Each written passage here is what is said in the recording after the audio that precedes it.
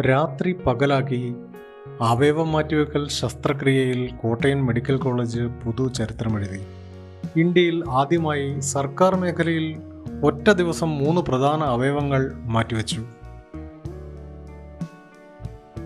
അവയവ മാറ്റിവെക്കൽ ശസ്ത്രക്രിയയിൽ Kottayam medical college രാജ്യത്തിന് തന്നെ മാതൃകയായി.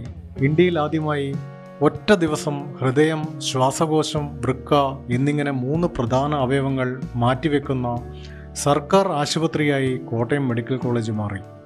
ഡൽഹി എയിംസിന് ശേഷം സർക്കാർ മേഖലയിൽ ശ്വാസകോശം മാറ്റിവെച്ചതും ആദ്യമായാണ്.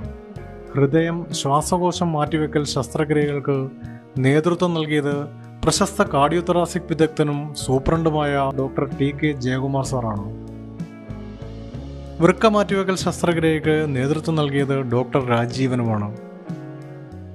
ഒരു നല്ല ടീം വർക്കിൻ്റെ വിജയമാണ് എന്ന് ശസ്ത്രക്രിയകൾക്ക് നേതൃത്വം നൽകിയ ഡോക്ടർമാർ പറയുന്നു. കോട്ടയം മെഡിക്കൽ കോളേജിൽ മസ്തിഷ്കമരണം സംഭവിച്ച തിരുവനന്തപുരംകാരനായ AR അനീഷിൻ്റെ അവയവമാണ് ദാനം ചെയ്തത്. ഡോക്ടർമാർ, നഴ്സുമാർ, പെർഫ്യൂഷനിസ്റ്റുകൾ, ടെക്നീഷ്യന്മാർ, മറ്റ് ജീവനക്കാർ ഉൾപ്പെടെ 50ഓളം പേരാണ് രാത്രി പകലാക്കി ഈ 3 മേജർ ശസ്ത്രക്രിയകൾക്ക് നേതൃത്വം നൽകിയത്. 3 ഓപ്പറേഷൻ തിയേറ്ററുകളിൽ 3 ടീമുകളായാണ് സർജറി നടത്തിയത്. നടന്ന സർജറികളെല്ലാം വിജയമാണെന്ന് ഡോക്ടർമാർ അറിയിച്ചു.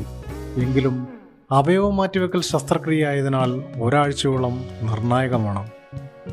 പാവങ്ങൾക്ക് താങ്ങും തണലുമാവുന്ന ആതുരാലയമായ കോട്ടയം മെഡിക്കൽ കോളേജിൽ ഇന്നലെ നടന്ന അവയവ മാറ്റിവെക്കൽ കോട്ടയത്തിൻ്റെ കിരീടത്തിൽ ഒരു പൊൻതൂവൽ കൂടി ചാർത്തപ്പെട്ടു.